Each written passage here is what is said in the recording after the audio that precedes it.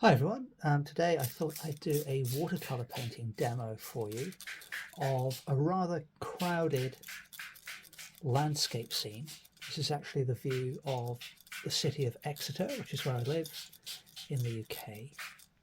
We've got a church, some distant hills, and then a ton of different houses. And the approach I'm going to take is to try and sum up that complicated scene as simply as possible. So I've got watercolor paper here, got my Winsor & Newton Cotman kit, and a big round mop brush. You just saw me apply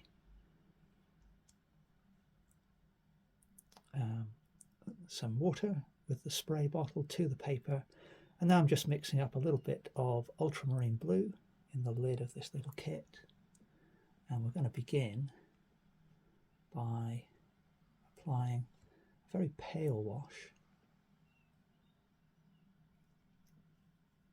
I'm going to grab a bit of cerulean and a little bit of sort of ocean blue, or I think it's ocean, not cobalt, not sure which. We'll just darken that up just a little bit. Just so there's a little bit of interest in the sky. And because the paper's near vertical, that's going to naturally become more dilute as I come down the paper, and the darker pigment's going to kind of bleed gently down towards the horizon as well. So it just gives us a little bit of variation of tone from top to bottom.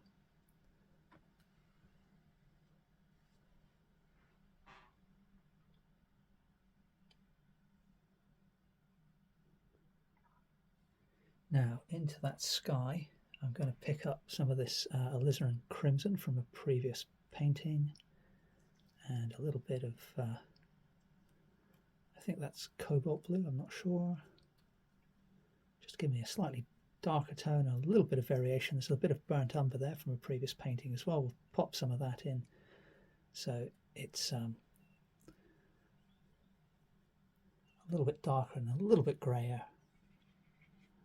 And just again to introduce a little bit of variation to the sky without going too crazy.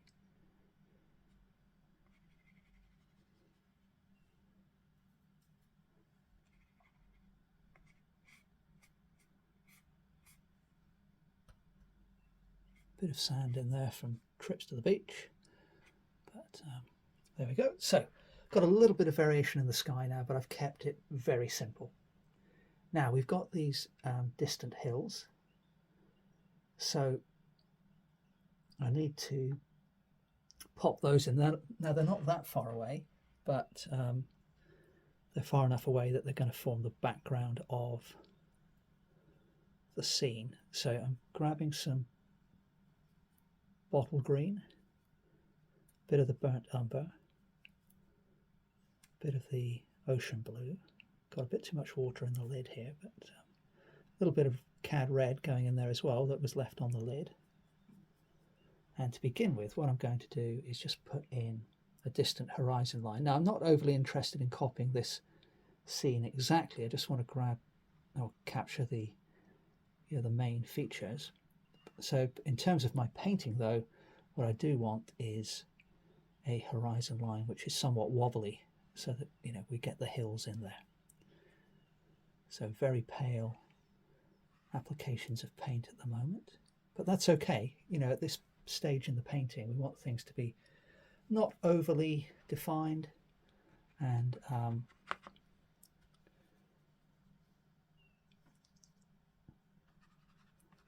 just varying the greens that I'm adding here a little bit,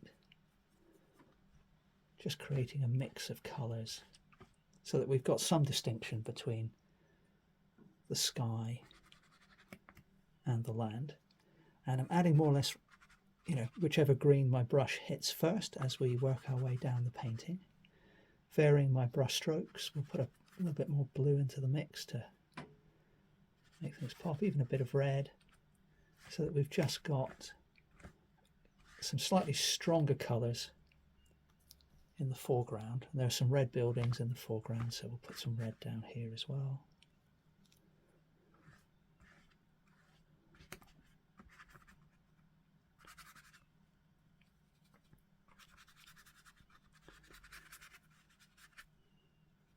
Bit more of the bright amber, get some warmth into the foreground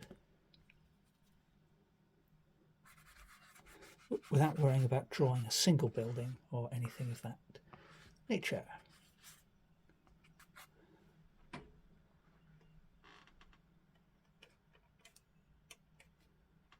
Now, while that's still wet, I can kind of have some fun, wash out the brush a minute, and sweep through those washes, in part to lift out some of the flecks of sand that I've accidentally put in there. Should have cleaned the lid of the palette a bit better. Not that I mind too much, but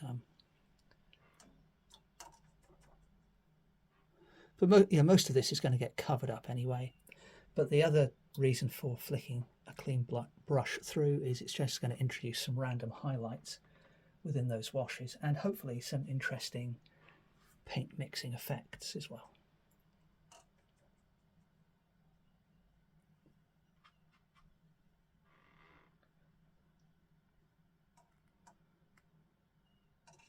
Okay, so I'm going to let that initial layer dry completely now, and then we'll come back in a second. All right, well, I've switched to a smaller round brush now, and it's got a pretty decent point on it, this one. I've let the background dry pretty much. It is dry. Regular viewers of the channel may remember that level of patience is quite rare with me when painting watercolor, but a little bit of growth there for you all. So just adding some yellow ochre to my palette. And my plan now, so there's lots of ways to tackle a scene as complicated as this one, but the approach I'm going to take is to establish the main focal point first, which is the church, and then relate everything else I do to that focal point. Now, this initial stage, although there's not much colour there, not much tone, it's actually one of the more important parts of the painting, because this is going to establish a sense of distance and atmosphere, compared to which we can create much darker tones, which will have, a nice high level of contrast. That's the plan anyway. So the architecture on this church is really quite complicated. So how to tackle it? So the first thing I'm going to do is with this brush, I'm deliberately putting the tower off center, and I'm going to just drop a vertical down there. Now, as you can see, it's not a perfect vertical, but it doesn't have to be perfect for this style of painting. Next, I'm going to put an angled line in for the right-hand side of the spire or steeple. And there's the left-hand side as well. And then notice I went quite quickly there. Generally speaking, that works best for me, to move the brush quickly. So, filling in that little triangular silhouette I've created for myself. And then continuing with this yellow ochre, if I just squint at my reference, all of the architectural details, they kind of disappear, or for the most part they disappear, and instead I can focus on the silhouette. So there's kind of a little spiky bit to the right of the base of that tower, and then there's another spiky bit on the left. So rather than try and draw those, I've just used upward brush strokes so that the lift off of the brush at the end will hopefully create a little bit of a spike. And then there's a couple of others, a little bit lower down. The right one there worked rather better than the left, but nevertheless we will press on.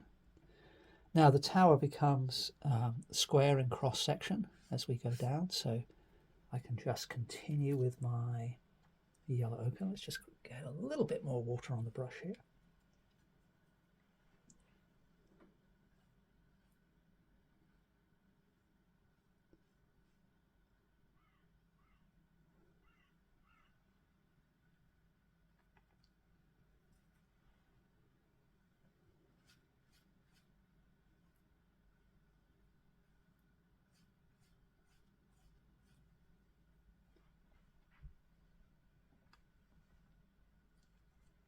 grabbing a little more of the yellow ochre. And now, again, if I look at my reference and compare the height of the conical part of the tower to the rectangular part of the tower, then I've gone down about far enough. That's the sort of lowest point of the tower that I can see. So what I can do now is look at the roofs which are jutting out. So on the right, there's kind of a roof which comes up in a V there. So I'm sticking, as you can see, I'm sticking with the same color for the moment. And then it comes out to around about there, comes down at that same sharp angle, comes down there on the other side.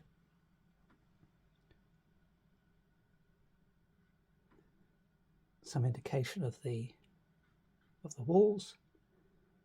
And then having done that, I can look on the other side, more or less at the same point where this one starts.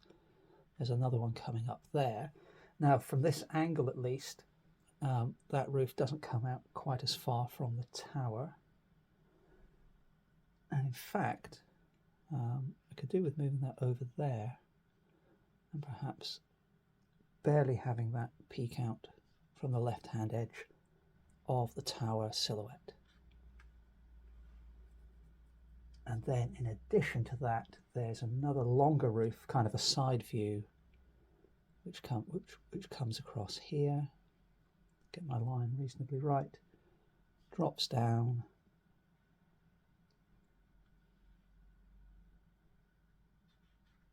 So we've got some indication of the presence of this church. I'm not sure I've got my proportions exactly right, and the scaling might be slightly wrong compared to the reference, but nevertheless we've got some indication of what's going on. So now, having done that, what I can do is, as mentioned earlier, I've got this alizarin here from an earlier painting, so we'll grab some of that, and sticking with the same brush, how do I tackle, how many houses are there in this single photo? It's got to be hundreds, especially if you start looking off into the background. Well, we don't have time, to depict every one, but we can just pick out little bits which catch our eye, make up bits if need be, and just begin to pop in a few shapes to mimic some of what is going on.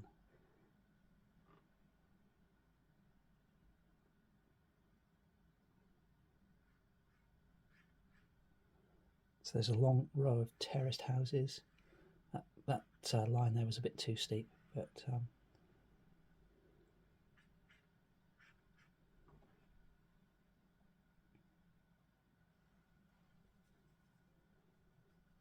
and then there's off to the left of the reference, there's another sort of interesting building, which I'm going to move up here a bit.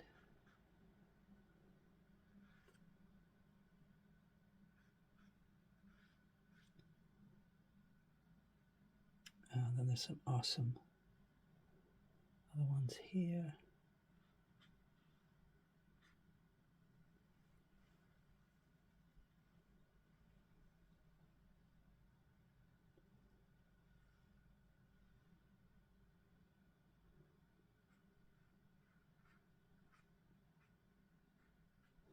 So we started to create a little bit more of a sense of background and foreground with a few features, and now I can begin to add a little bit more in terms of tone and other things as well. So let's get going on that. So for going to start with back to front now.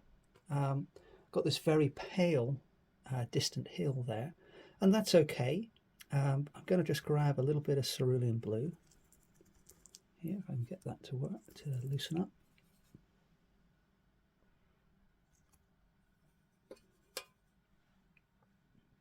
And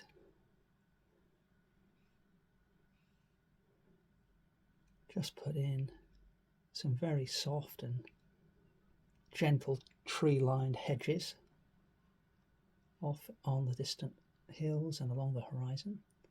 And not thinking about that too much, trying to use some fairly random marks along with a few marks which are a little more carefully considered, and descriptive. But the main thing I want to capture is the fact that these hedges follow the kind of rolling contours of the hillside. Now, having applied pretty much pure blue there, I can just perhaps add a little bit of purple and a little bit of burnt umber to just kind of change the color a little so that it's not too one note. Let's get a bit more purple in there, a bit of ultramarine blue,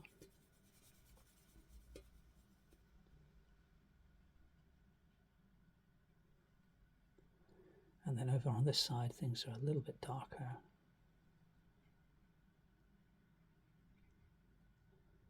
But we want to make sure for our painting things stay reasonably pale so that that background doesn't jump too far forward.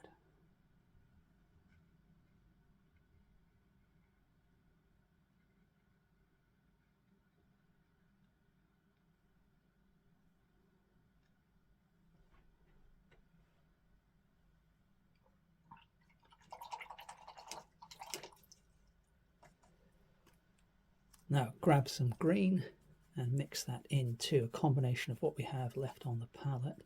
Get a bit of red in there as well, so it's not too bright a green. A little bit of the burnt umber. And then begin to pop in a bit more of a dry brush effect.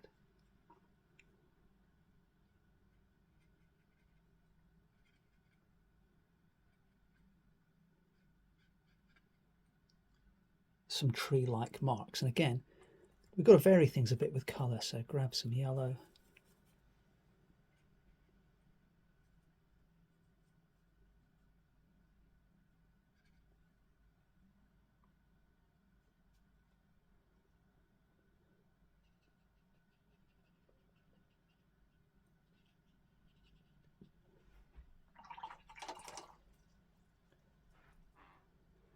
and then off in the distance we've got some houses, so go with a very, just added some of that alizarin crimson to what I had, so I've got sort of a reddish brown. And you know, they're way off in the distance, so there's no way I'm going to be able to draw them with the brush. But I can put in some marks which begin to suggest the row upon row of all these little houses off in the distance.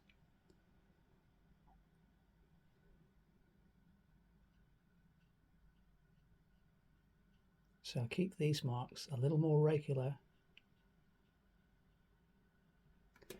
than I have for the things like the trees and so on. Now, having done that, we need to change the colour again. So a little bit more of the burnt umber.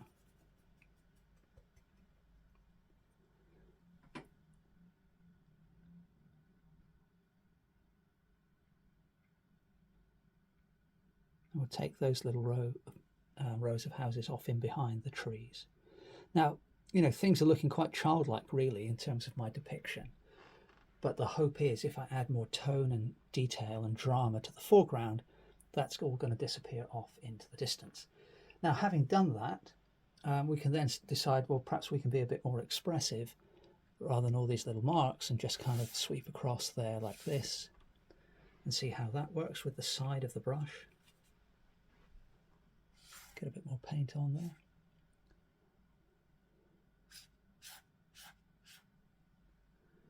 And then go back in with a bit more of the red and just picking up a little bit of orange there as well. And, you know, cut in and through some but not all of the marks I made previously. So the idea is to try and confuse the eye somewhat so that, you know, it's not locking in too much to how you've created what it will hopefully be an illusion of, as I say, distant hills and things. So my oval round brush and a bit of green, get a bit of blue on there, and dry brush effect, just flick some of that to suggest a few more distant trees and make use of a little bit of the texture of the paper.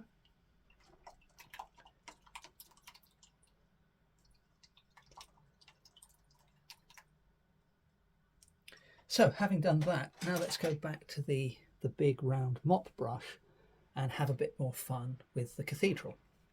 But before I do that, what I'm going to do is grab a load of that alizarin crimson and mix it in with the burnt umber that I've got on the lid there. And I'm going to use that as the dark colour, or a darker colour I should say, for some of these red brick houses in the foreground.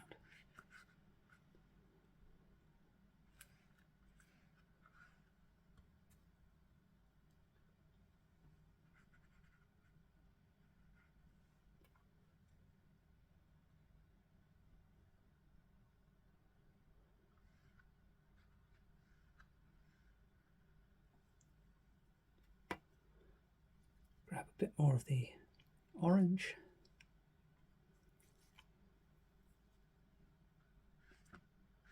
Oh, that didn't change things very much, but there we go, it's a bit better. So going in with the burnt umber now, and we'll add some hopefully loose but fairly precise marks with that. So I've gone back to a bigger brush really than I used to begin to draw the church in.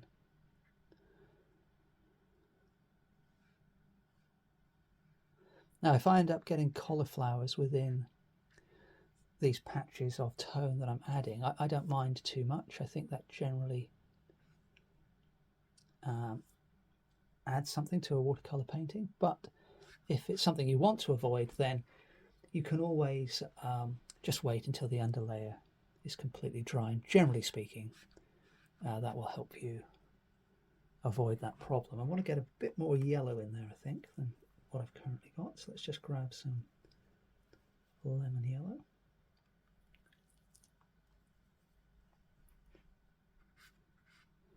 Now notice I'm not following the colour of the buildings all that closely. You know, we can do our own thing.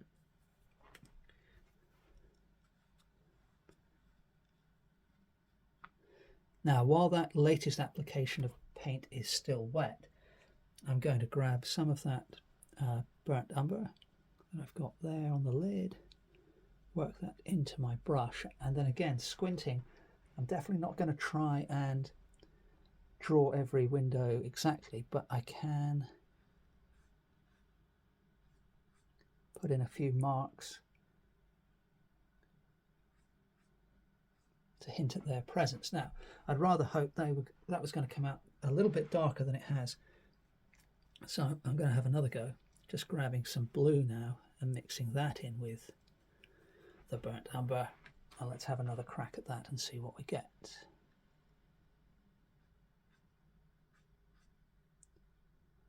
Went a bit too long with that left hand mark. They didn't come out quite in the way I intended, but never mind, we'll press on for the moment. There's a big arched window there. There's another couple here, and these marks are a little darker than I'd hoped, to be honest with you, but I'm going to keep going and we'll see what it looks like once dry. Some other windows along there, and another couple peeking out there, and I'm going to add a couple of licks of darkness. Whoops, that one went well away from where I intended. How am I going to save that? Let's... Oh no, that's not what I wanted at all. Well, we'll leave it for the moment. We'll see what happens. But while I've got this shadow colour on, let's put in some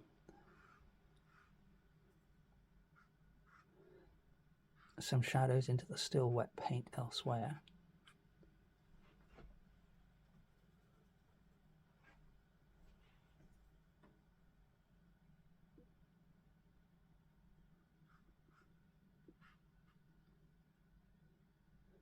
Make this roof a bit darker.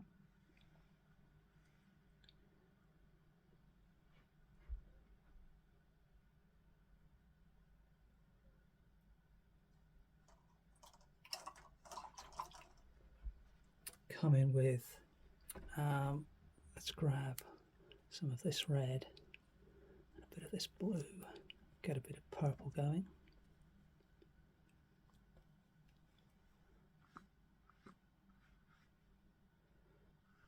Fill in some of these lighter areas which are showing through.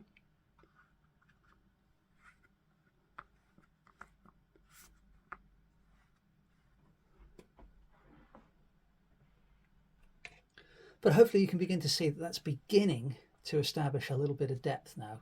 Having added the darker colours in the foreground, the background is starting to disappear off into the distance.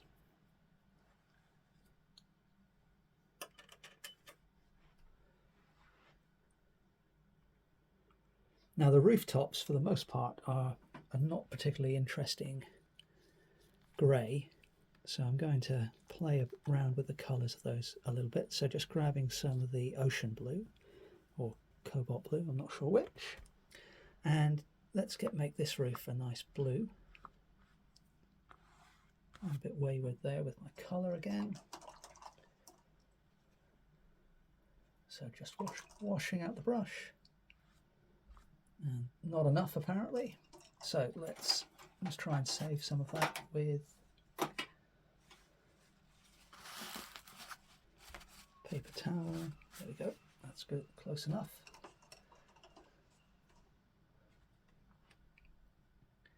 And I quite like the run that I've got down there. It looks kind of horrible at the moment, but it makes things a bit more visually interesting than they have been up until now. Change to phthalo blue, I think this is, and I really quite like that, and I think that will work quite well if I add some of that onto this church as well. Not too much, but start to put in some of the colour as a darker colour on the roof. And again, if I get cauliflowers and effects, that's okay with me. So keep things fairly loose. Now it's definitely running much more than I intended along there.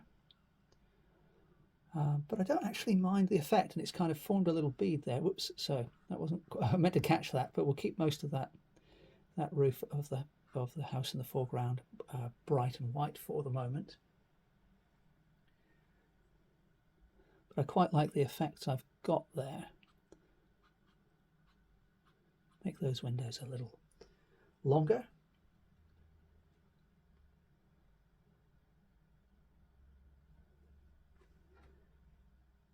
Let's go super bright red for, well, not that bright, but much redder than I have been before with that foreground building.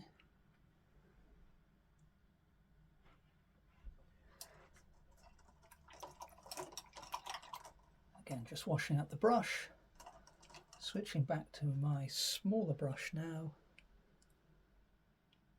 and grab what I think is burnt sienna. We'll fill in that building there.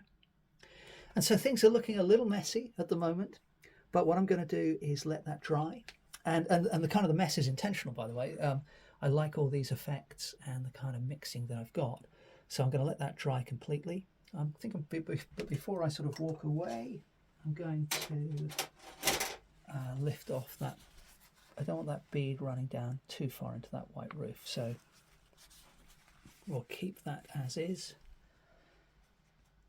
Going to let that dry, and then we'll have another crack at it in just a moment. So the paint's dry now, and what I'm going to do is come in with my uni-pin marker, but this is a mid-grey 0.1 mil nib, and we'll enhance hopefully some of the painting. And there's a little cross on top of the spire, and then I'm just going to, now that's the 0.1 nib, which was okay for that little cross, but not much good elsewhere, I've just realised. And the grey, I don't use the grey markers at all normally, but we'll give this next one a go. This is a 0.5, And if the line work doesn't stand out, then I'll switch to black, I think. So that's a bit more like it. I can get a little pop of definition going with that. So now the question is, do I want to outline everything or leave some of it non-outlined? And I think some of it non-outlined is definitely the way to go. There's a little window there in the conical section.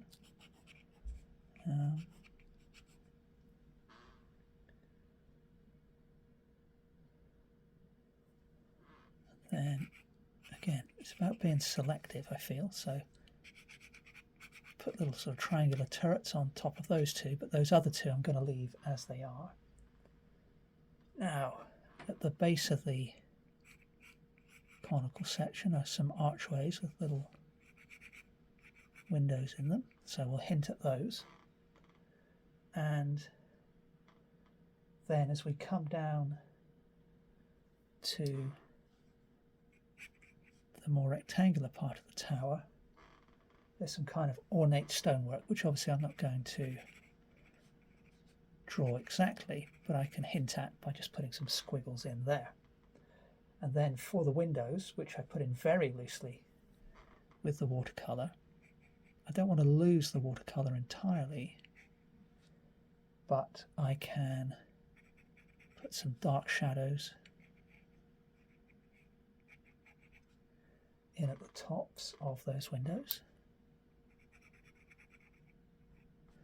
And I think the grey is working, this sort of mid-grey is working quite well against this orange at the moment. We'll put in the top of the next one, put in a little bit more detail there. Do something similar for the other one over here as well.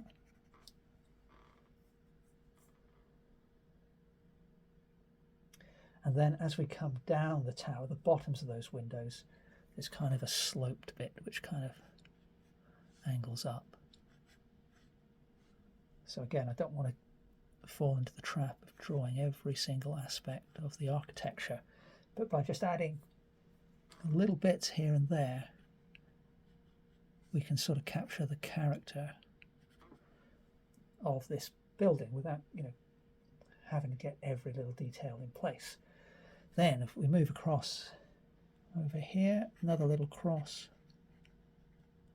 on the corner of that roof. Oop, my tape has given up.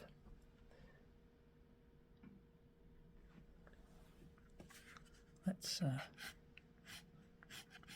put the line of that roof in a little more clearly.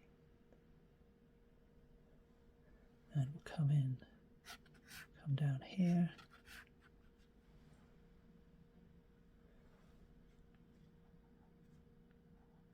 So the great thing about this sort of very loose watercolour technique that I've used with the application of the washes, the wet in wet, is that sometimes you get an accidental line. You can see between the darker watercolour and the pale there. And then when you come back in with the pen, you can pretend that was deliberate, and you can just sort of put some little dashes along the boundary, or you can draw along the entire line if you want. But the point is to try and keep the bits you like, enhance the bits you don't like so much. And I find it's a really enjoyable way to work.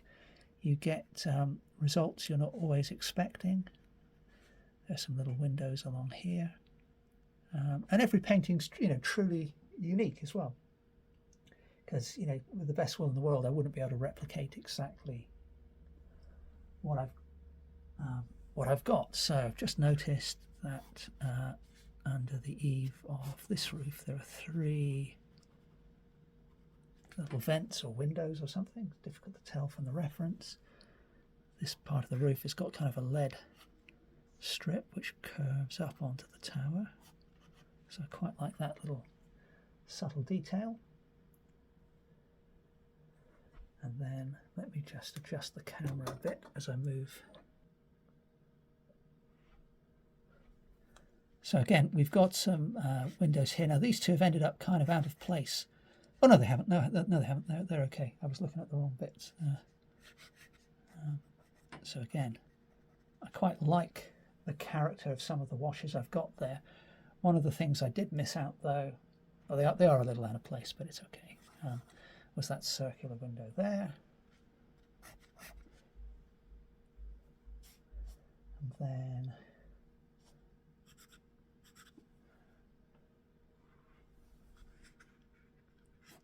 putting the lines of the roofs here. They've more or less disappeared, but there's still the hint of the windows I indicated previously.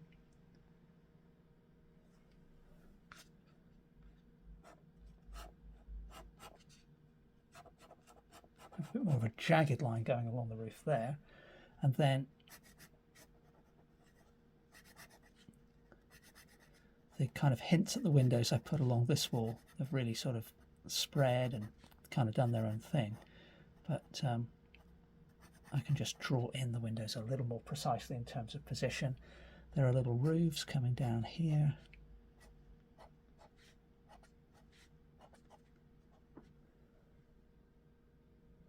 And then each of those has a little, has walls connected to it. So that started to bring that central building to life, the church which dominates this view of Exeter. Let's pop in a hint at some of what's going on in there, just kind of making up the feature inside that big window.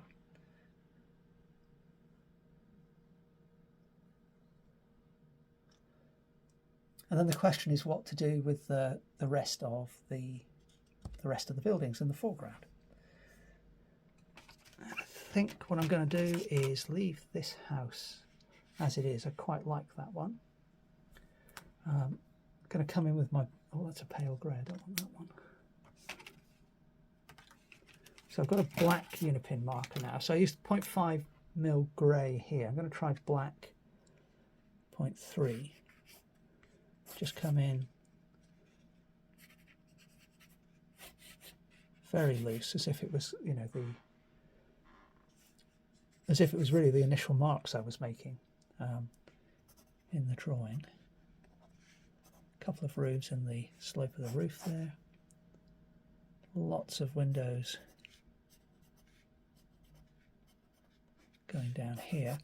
And although in reality there are these long rows of houses, terraced houses, I feel I want to break up the line a little bit. You see that line that I put through accidentally before? I'm going to make use of that. Create a little feature, put something on the end of the roof there. A couple more windows. Change the sizes of those windows there as well.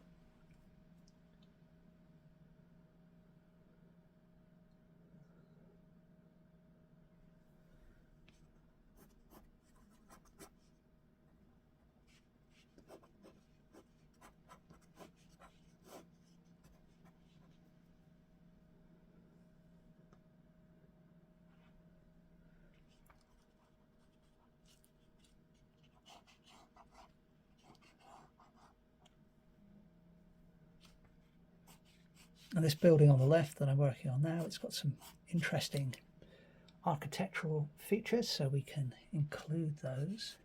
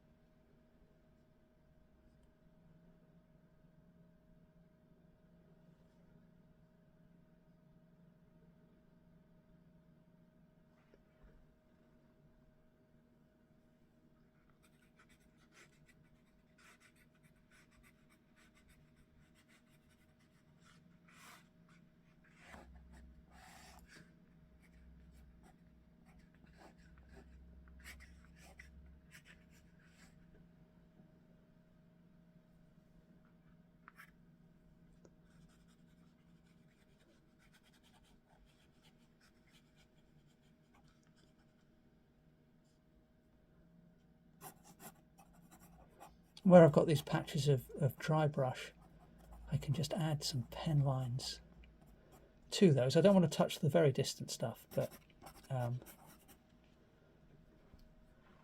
we've created something of a landscape there.